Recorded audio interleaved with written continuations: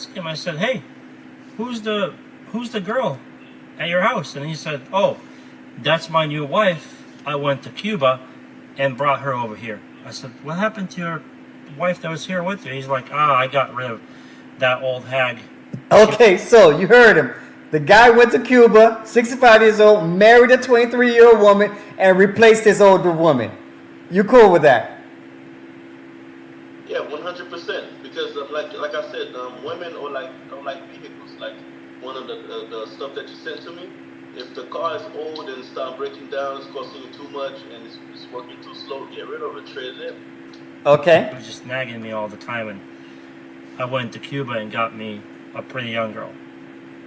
And I was through conversation with him, he said, I know she's going to leave me in a couple of years, which is fine. I'm going to go back home to Cuba and bring another one here. It's so... Okay, so what you think about that? So he's 65, because most women will say, oh, the girl would just take your money. She's going to take your money and leave you. And the older man say he knows that she's with him for the money.